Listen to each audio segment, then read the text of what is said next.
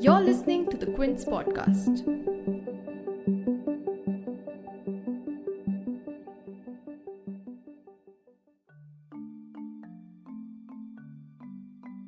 The Astra Zeneca vaccine, which is known as Covishield, has been deployed against COVID-19 in at least 115 countries for several months now.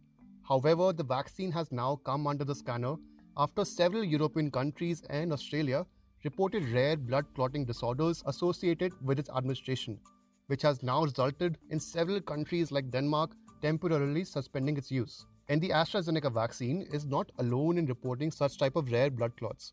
The single-shot Johnson & Johnson vaccine, which works similar to the AstraZeneca vaccine as a viral vector vaccine, has also been paused by the Center for Disease Control and the FDA in the United States after 6 cases of rare blood clot-related disorders were reported. The stakes are enormous, especially for a country like India where 90% of the inoculations are done with Covishield, and the country reporting more than a lakh fresh cases every day for the past week. Public trust in the vaccine is more important than ever. So for today's episode, we will go through the complications with the AstraZeneca vaccine, what caused the suspension of the Johnson & Johnson vaccine, and how significant are these concerns. To discuss all this, for today's episode, you will hear from Dr. K. Srinath Reddy, a cardiologist, an epidemiologist, and the president of the Public Health Foundation of India. You're tuned in to The Big Story, the podcast where we dissect the headline-making news for you, and I'm your host, Himmat.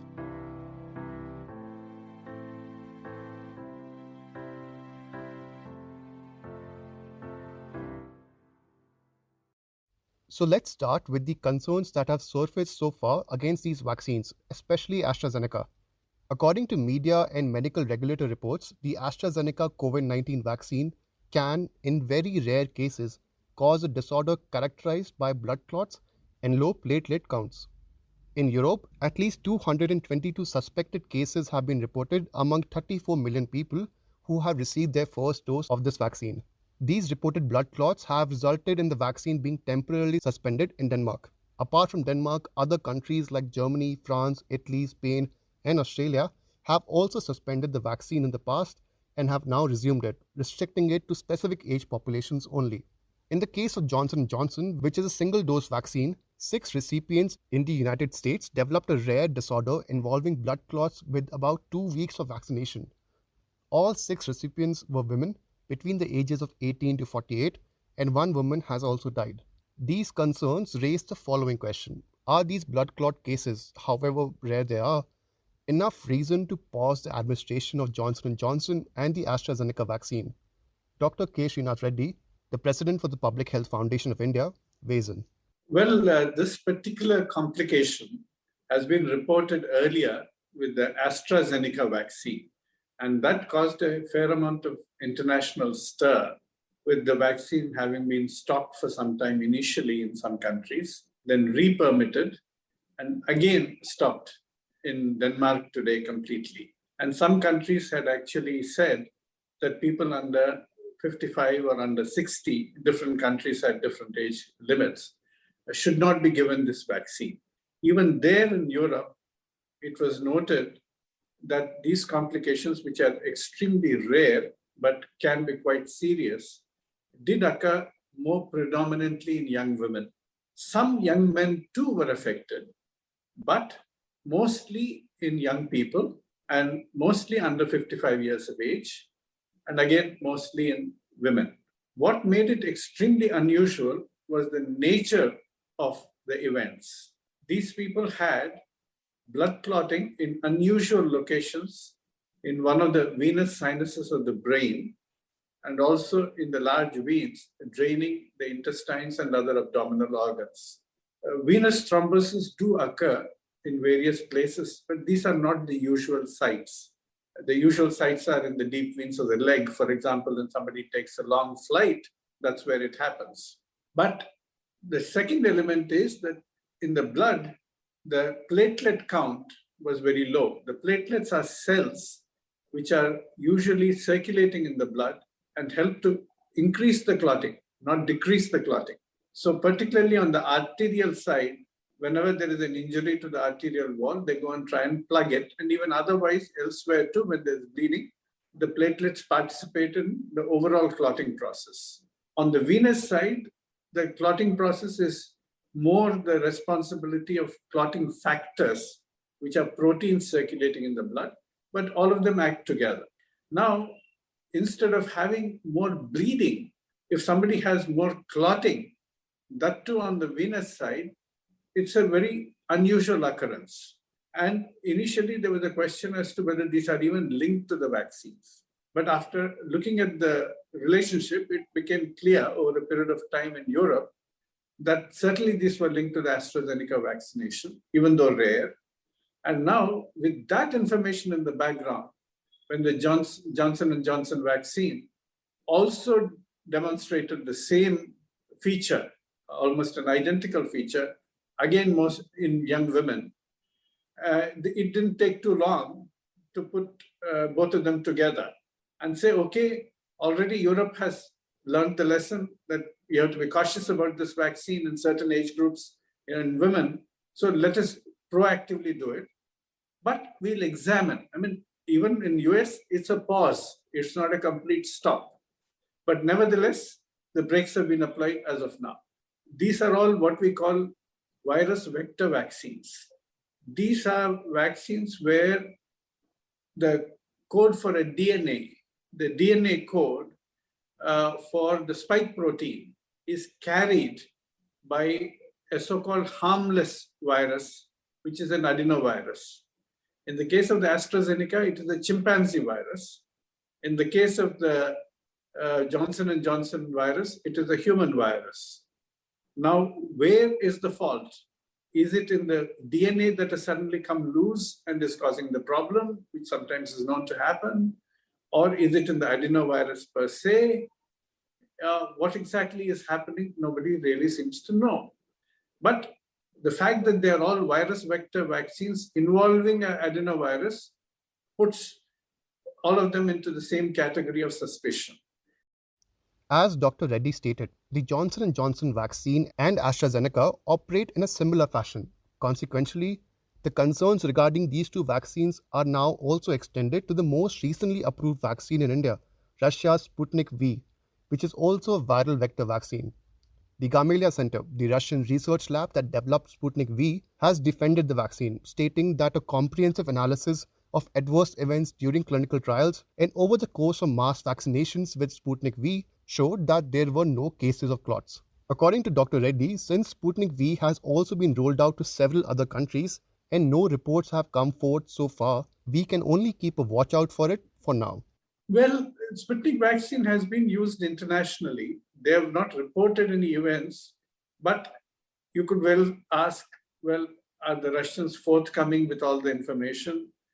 It is possible that you could raise that kind of a question, unfair as it may be, or fair as it may be, about what's happening in Russia. But the vaccine is also being distributed to a number of other countries, including some European countries. Right. Hungary and others have taken that vaccine. So if there was such a problem there, it would have surfaced by now. But that doesn't mean that we shouldn't keep a watch out for it. We must keep a watch out for it. Now, moving to the bigger question, which is, have there been any blood clot cases relating to AstraZeneca, which is also known as Covishield, reported in India? According to an AFP report dated 14th April, the National COVID-19 Task Force of India is considering quote-unquote all adverse events regarding Covishield. Mr. N.K. Arora, a member of the task force, told AFP that there are quote-unquote no immediate concerns because the number of such events in India relative to the population is quote-unquote very, very low. Now, given the fact that as of 16th April, over 11 crore people have been vaccinated in India and the majority of these vaccinations were Covishield, given the number of vaccine recipients so far and the reported blood clot cases in other countries, the following question arises. Is our healthcare system monitoring these post-vaccination symptoms enough? Dr. Reddy weighs in on why any such events or cases may not have been reported in India so far. We do not know because this is an autoimmune reaction. Are there certain factors that are operating in the European or Caucasian population which are not seen in India? And therefore, why is the autoimmune tendency much more among young women of that particular ethnicity? We do not know. We ought to really examine. Of course, we must ensure that any adverse events are fully identified and catalogued and analyzed. And therefore, I think they've also recently just put out another adverse event reporting form in which they're putting in more of these safeguards so that the cases do not go unreported. Because previously, the adverse events were more generically structured for some of the childhood and other vaccines. But we must certainly keep searching for them if they do occur. But in general, in India, if these events occur and occur in substantial numbers because of the clinical curiosity of such cases, the doctors will be reporting, even if the government is not picking them up. So far, we haven't heard a hue and cry on any of these. These blood clot cases have been reported to be caused by the vaccine. But can blood clots be caused by anything else? Yes, they can be. Blood clots are formed in response to injuries and can also be caused by many illnesses, including cancer and genetic disorders, certain drugs, and prolonged sitting or bed rest. Dr. Reddy weighs in on the other factors which can cause blood clots. While it's very true that thrombosis on the venous side and on the arterial side in particular are much more frequent in women who smoke and women who take oral contraceptives, particularly smokers who take oral contraceptives are particularly at a risk of high thrombosis and clotting events. But here we have seen that there are antibodies against the platelets. Smoking doesn't cause that. Oral contraceptives don't cause that. They make changes in the coagulation factors. They do that. But these antiplatelet antibodies are an autoimmune reaction. Therefore, to look for an explanation in only other conditions is probably incorrect here. Whether they contributed additionally, we cannot say.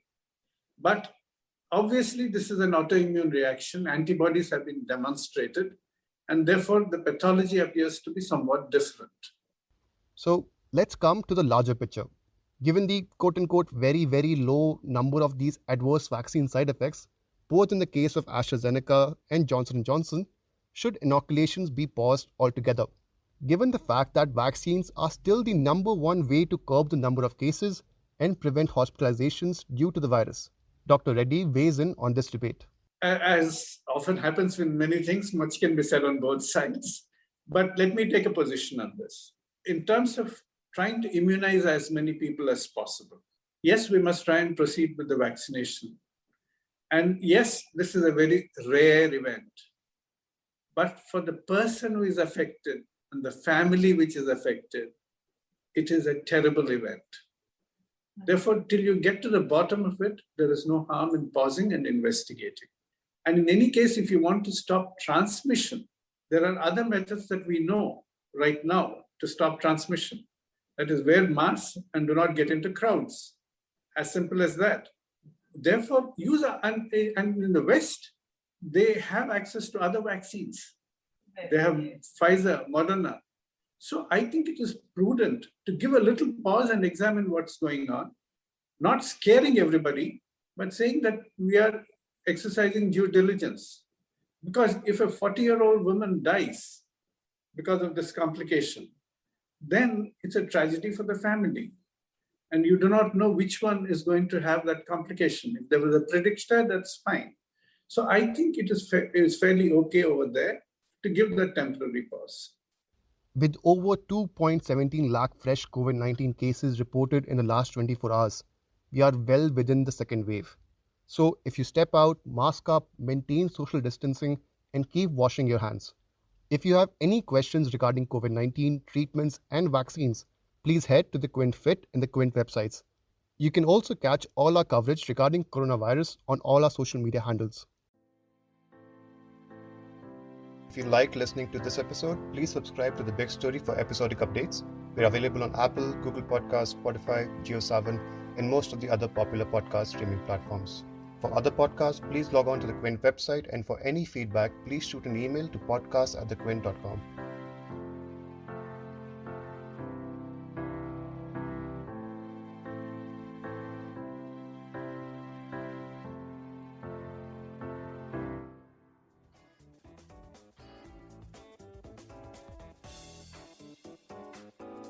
Thanks for listening.